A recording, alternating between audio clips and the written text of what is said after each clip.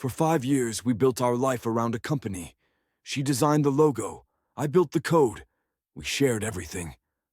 Until I saw the receipts and her messages to Kevin. That's when I stopped building and started calculating. My name's Carl Yates. I'm 47. I run a small auto body shop off Route 7 about 10 miles west of Charleston, West Virginia. Nothing fancy, just enough space for 4 cars, an old fridge full of Gatorade, and a loyal clientele that trusts me to fix what others would scrap. I met Miranda at a gas station in 2002. I was 26, had grease on my shirt, and she walked up to me while I was filling up my old Ford. "You always this dirty?" she asked. I smiled. "Only when I'm working." She liked that. She liked that I worked with my hands, that I didn't talk too much, that I listened more than I spoke. For a while, I thought that was enough. For 20 years, I thought I was building a life with someone who understood simple things: loyalty, effort, honesty. Turns out I was wrong. We bought a modest 3-bedroom house in 2008. Nothing new. Nothing modern. But it was ours. We didn't have kids. Not by choice. Miranda tried, and it just never worked out. That was hard, but we made peace with it. Or at least I did. I buried myself in the garage, building a reputation, a life, a name people could count on. She started working as a receptionist at a law firm downtown in 2015. Said she needed something to do. Said she wanted to feel useful again. I encouraged it. Bought her a second-hand Toyota. Paid for a business casual wardrobe from Kohl's. Gave her space to grow. And she did grow. Just not with me. For the last year, I noticed the usual signs: late nights, muted calls, the sudden obsession with fitness and phone locks. But I didn't press. I told myself she was stressed. That maybe she was going through something hormonal, something emotional. I'd read about that middle-age restlessness. Maybe she just needed patience. But on May 12th, a Friday, I got my answer. I'd stayed late at the shop, cleaning carburetors, prepping invoices. My employee Ray had called in sick, so I was doing double duty. I came home around 9:30, bone-tired, and parked outside. That's when I saw it, a black Lexus parked in my driveway. I don't know why I didn't storm in. Maybe it was instinct. Maybe it was pride. I just sat there in the truck in the dark, watching. The living room lights were on. Our TV was glowing. And the silhouette of 2 people moved behind the curtains, her and someone taller, broader. At first, it didn't register. Then I saw her hand slide across his back. I didn't go inside that night. I drove to the lake and parked by the dock, watching the water until morning. My phone buzzed twice, one from her, "Where are you?" One from Ray, checking in. I didn't answer either. That weekend I acted like nothing had happened. I fixed pancakes Saturday morning. I mowed the lawn. She acted normal too, like we weren't both lying through our teeth. But something in her had changed. And I knew then, this wasn't new. This wasn't a one-time thing. She'd replaced me a long time ago. I just hadn't noticed. But I wasn't going to explode. I wasn't going to confront. That's not how I was raised. I was raised by a coal miner who taught me to wait, to think, to strike only once, but clean. So I waited. And I planned. Because Miranda wasn't going to walk away from this with a clean slate. Not after everything I gave. Not after 21 years. She wanted to lie to my face? She wanted to share her home with another man while I worked 12-hour days to keep it standing? Fine. But when the storm came, she'd never see it coming. It's funny how routine can hide 1,000 sins. Monday morning came and Miranda left the house at 7:10 like she always did. Same perfume. Same purse. Same kiss on the cheek I didn't return. I sat at the kitchen table after she drove off, sipping coffee that had gone cold before I even tasted it. On the wall across from me, a photo we'd taken in Myrtle Beach hung slightly crooked, her smile beaming, my arms around her waist. I hadn't noticed the tilt before. I straightened it, then took it down. I spent the next few hours on autopilot. Ran payroll. Called a parts distributor in Ohio. Replaced the brakes on a Silverado someone brought in the week before. But every time my hands weren't moving, my mind wandered back to that black Lexus. I didn't know his name yet. I didn't care to. That would come later. What I needed first was clarity. Not rage. Not impulsiveness. That's what people expect: broken plates, screaming matches, whiskey bottles, and slashed tires. But I'd seen what revenge looked like in men who didn't plan it properly, and it always came back to burn them too. So I started with control. I checked our accounts that evening. She hadn't touched the savings. Good. Her paycheck still hit our joint checking. Better. The house deed was still in both our names, but the mortgage was in mine alone. That would matter later. What struck me, though, was something else. A charge at DeLuca's, an upscale Italian place downtown, $212 on a Thursday night. I thought she was working late. I scrolled further. Spa treatments, jewelry stores, a boutique hotel in Ashland. All within the last 6 months. That night, I pulled out the old fireproof box from under the guest room bed. It had everything: birth certificates, tax returns, title papers. I made digital copies of everything, organized them into a folder on an encrypted drive, and saved it to a flash stick I kept on my keychain. Then I started watching her. Not like a stalker. Just observing. When she left. What she wore. How she smiled when she answered certain texts. The way she'd be humming walking through the front door some nights, like she'd already spent herself somewhere else and didn't have to fake it here anymore. By the end of that week, I knew her rhythms better than I ever had in marriage. And the cracks? They started to show. Friday evening, I cooked dinner. Roast chicken. She barely touched it. Said she wasn't hungry. Her phone buzzed 3 times while we ate, and she kept flipping it over without answering. That was new. She was getting sloppy. Comfortable. I let her believe she had me beat. The following Tuesday, I told her I had a supplier convention in Louisville. Packed a bag, kissed her on the forehead, and drove to a friend's hunting cabin an hour out of town. Then I hired someone. His name was Rick, a guy Ray had once done a side job with, ex-cop, now private investigator. Not cheap, but thorough. Within 3 days, I had everything I needed: the guy's name Kevin, his job restaurateur, and even a photo of them holding hands in the alley behind his bistro. He looked like a damn walking cologne commercial. I stared at that photo for 10 minutes straight. Then I smiled. Because now everything was in place. Kevin was on city permits for 3 locations. Miranda had access to our finances and used our card at least once to buy him something. Maybe not enough for legal action, not yet. But it was a start. They wanted to play house behind my back? Fine. But I was going to turn every quiet moment of their fantasy into a slow collapse. I wouldn't yell. I wouldn't threaten. I would simply set the table, light the candles, and let their own arrogance poison the wine. They thought I was still asleep. But I'd been awake for a long, long time. There's a specific kind of calm that settles over you when the decision's already been made, not out of anger, but out of something deeper. Something colder. I wasn't burning anymore. I was calculating. Focused. Every move from here on out would be clean, legal, and irreversible. Rick had given me more than just photos. Turns out Kevin wasn't just running a restaurant. He was in debt badly. 2 failed locations in neighboring counties. Lawsuits pending from former suppliers. The place Miranda loved so much? Leased under a holding company Kevin formed to protect himself, but badly structured. One misstep and it could all collapse. And Miranda, she wasn't just sneaking around. She was investing. That's what made it personal. I found the wire transfer of $35,000 from our savings, taken in pieces over 2 months and sent to a dummy account in Kevin's name. She thought breaking it into $2,500 chunks would avoid detection. She was wrong. That was marital property. That was mine. That was my opening. The next day, I visited a lawyer in Lexington, a quiet guy with half-moon glasses named Ellis Hart. He specialized in asset protection and high-conflict divorces. I laid everything out: the surveillance photos, the transfers, the hotel stays. He didn't blink. "You're not here to ask me if you can win," he said, flipping through the folder. "You're here to win without them knowing you've already started." I nodded. Ellis helped me file 2 things. First, a quiet claim to freeze our savings account under suspected financial misconduct. Not enough to raise alarms, just enough to slow withdrawals. Second, a motion to contest property ownership if divorce proceedings began, a move that would entangle the house, car, and any joint investments in weeks of litigation. It wasn't revenge. It was insurance. At home, I played my part. Miranda was relaxed now. Thought my Louisville trip had cleared my head. She smiled more, kissed me deeper, even initiated sex one night, and I let her. Because nothing scares a liar more than the moment they start to wonder if you have something to hide. That weekend, she suggested we go out to dinner.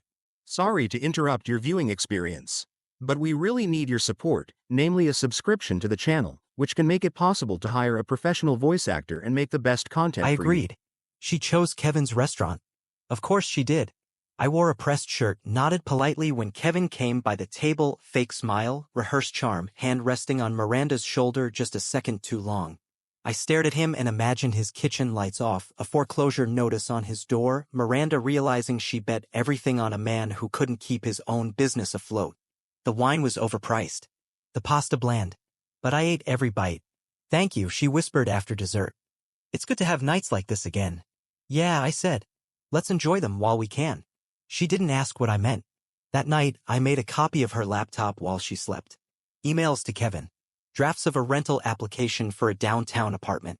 A message to a friend he doesn't suspect a thing. She was already planning her exit. Good. It would make what came next look like her idea. Because I wasn't going to expose her. I was going to make her reveal herself. The irony didn't escape me. I spent 2 decades managing logistics and supplier chains for a major industrial firm. Planning was second nature. Risk mitigation, timelines, contingency maps, that's what I did. Now I was doing the same, only the asset was my dignity and the liability was Miranda. She was still playing it cool. Still smiling over coffee, leaving subtle hints like, maybe we should start fresh next year. Somewhere new. Just you and me. Somewhere new. That meant her and Kevin. I kept a schedule. Not because I needed it, but because I wanted a record of everything. When she left, when she returned, what car she used. I noted how often she came home with takeout containers from lunch with clients, even though her freelance graphic work didn't involve actual meetings anymore. She was sloppy. And confident. 2 things I never allowed myself to be. I paid a visit to Kevin's landlord, an older man named Marvin who ran a dry cleaning business in the same plaza. I introduced myself as someone exploring investment opportunities and asked about the restaurant. Marvin leaned in. That guy's 3 months behind. Always says it's coming next week. You interested in buying him out? I smiled. Not yet. But I might be. I called Ellis the next day. I want to buy the lease under a new holding name. Quietly. He didn't ask why. By Thursday, the paperwork was filed. Kevin's landlord served him with a lease termination notice, new ownership, no renewal, 30-day vacate. It wasn't eviction. It was business. At home, Miranda got a call. She didn't take it in front of me, but I heard her in the kitchen whispering, "How can that happen?" No, I didn't know. Of course we'll figure something out. The pieces were moving. She came to bed quiet that night. I pretended not to notice. In the morning, she kissed me on the forehead like it was a funeral goodbye. 2 days later, I sent an email, anonymous, routed through a VPN, to the local zoning board. I flagged potential safety code violations at Kevin's location. Broken back door, improper grease disposal, expired liquor license. All true. And all traceable to the documents Miranda herself had uploaded on her laptop. She did his branding. She filed his vendor agreements. She made him look legitimate. Now she'd help him burn. Inspections came fast. 3 separate warnings. 1, fine. When Kevin showed up at our door, yes, our door, I was outside watering the garden. Miranda wasn't home. Carl, he said, shifting on his heels. Hey, man. I stared at him. You need something? He looked unsure, like maybe he'd misjudged me. Look, I don't want any weirdness. I just came by to let you know there's been some issues with the restaurant. But I'm gonna take care of it. Not my problem, I said, and kept watering the hydrangeas. You have a good day now. He stood there for a beat longer, then left. That night Miranda didn't come home until after midnight. Said her car broke down. I didn't ask where. Because I already knew. She was unraveling slowly, subtly. Like a thread she didn't realize had come loose. She backed up her files, began deleting texts more frequently, kept her phone on silent even when she showered. But it was too late. I had everything. And now? I had time. Because the thing about revenge isn't that it has to be loud. It just has to land when they think they've won. It was the Tuesday before Thanksgiving when I knew I had her. Miranda sat across from me at breakfast, half a grapefruit untouched, I scanning her phone like I wasn't even there. The woman I married used to hum when she cooked. Now she stirred eggs in silence, like she was buying time for a war she hadn't prepared to fight. Kevin's restaurant had closed for renovations 2 weeks earlier, a lie. He was out. Completely. The lease was void, inspections had him on a blacklist, and his attempt to reopen under a new name was denied due to pending unpaid fines.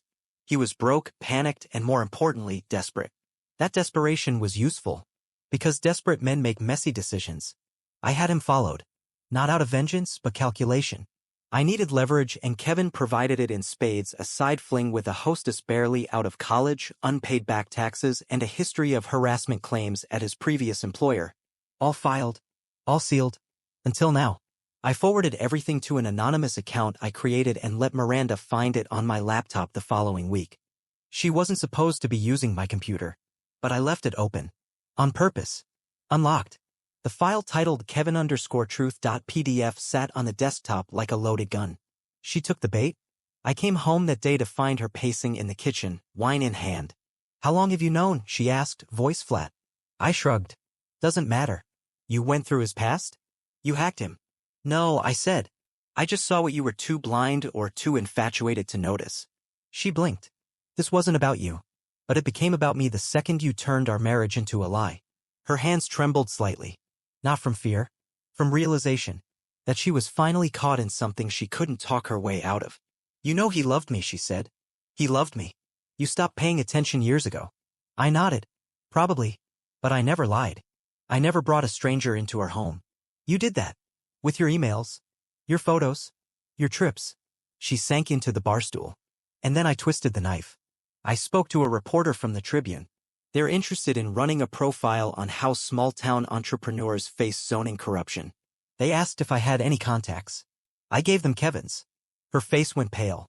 "You didn't. Watch the weekend edition," I said, grabbing a beer from the fridge. "You'll see. It wasn't just a profile. It was a takedown. Carefully fed, sourced, and backed by documents, city violations, screenshots, and anonymous testimony from one of Kevin's former servers who filed a complaint last year.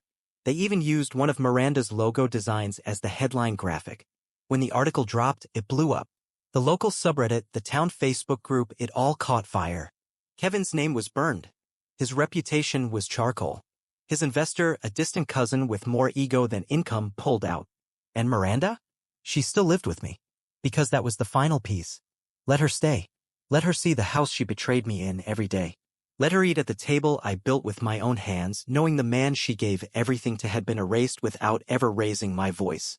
She thought I'd yell. Thought I'd leave. But I'd planned something slower. She was already unraveling. I was just giving her the space to watch it all fall. By Christmas, the silence between us was heavier than any argument could have been. I didn't raise my voice. Didn't curse her name. That would have given her something to fight against, a sense of control. No, I let her sit in the ruins of what she helped build and what I so methodically brought down. Kevin skipped town after the expose. Couldn't walk into a grocery store without someone whispering. His accounts were frozen. Creditors filed lawsuits. The girl he'd been messing with went public with texts, and the whole house of cards crumbled in public view. Miranda stopped wearing makeup. She started sleeping in the guest room after New Year's without a word. I never told her to. I think she just couldn't stand waking up across from the man who saw her soul and didn't flinch. I had no interest in dating. No revenge fling. No social media stories of how I'd moved on. My satisfaction wasn't loud. It was surgical. I sold the company in March. I hadn't told her I was even in talks. The same business that once defined us, that we built late into the nights over takeout containers and market analysis, was now mine alone. She was never on the documents. Never had equity. It was a formality, legally. But morally? That business was ours.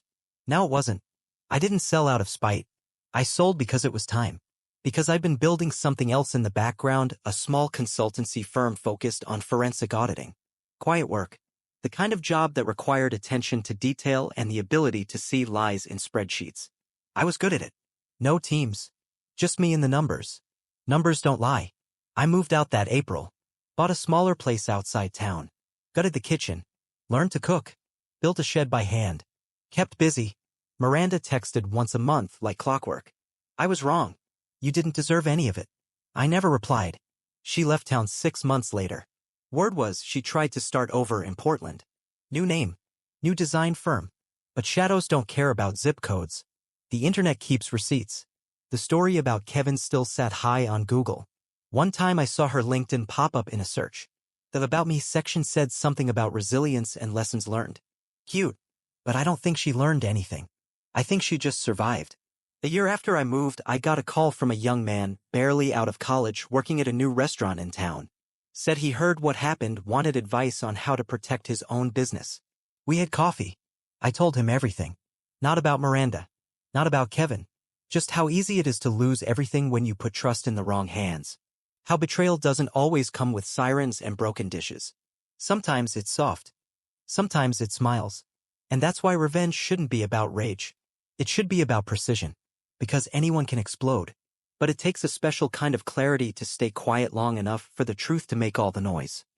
What do you think of the story? Write in the comments.